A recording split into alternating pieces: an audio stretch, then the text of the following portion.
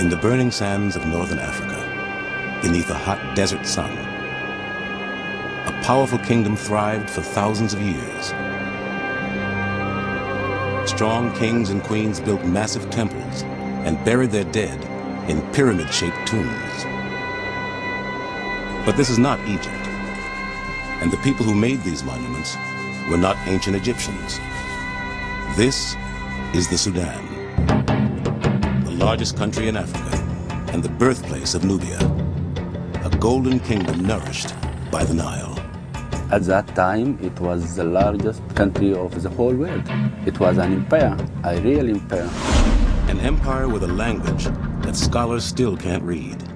Lost in the shadows, the history of ancient Nubia has remained a mystery until now.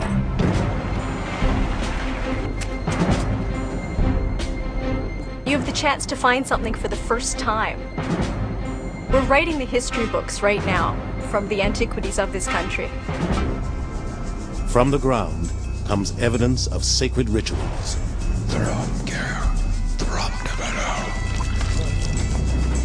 An ancient crime scene. It looks as if someone has deliberately come and smashed this altar into many, many pieces.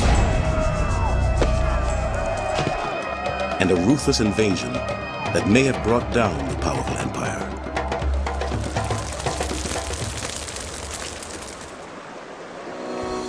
Turning detective, these archaeologists will use the tools of their trade to piece together the final days of a lost city and bring to life a forgotten kingdom, a land called Nubia.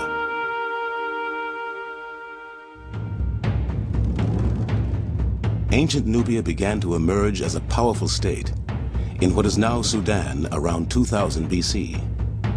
Not long after the first Egyptian dynasties had forged their own nation farther to the north.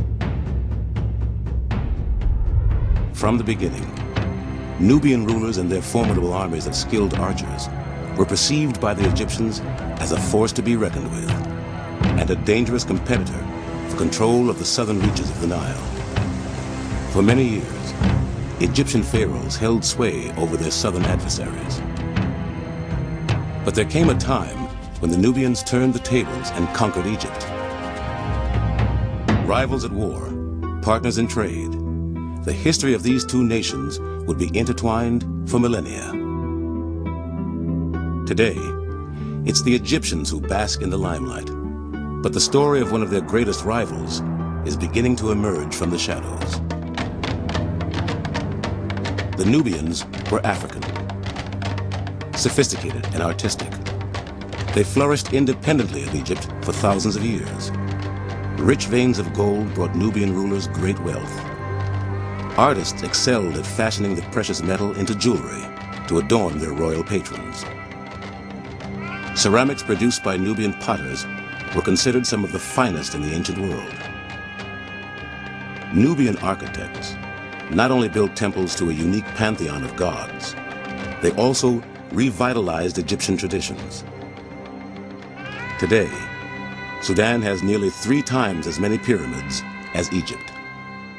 When I think about all those powerful kings who ruled over the Sudan, I like very much that those people would have been my ancestors. Always I feel I am part of them.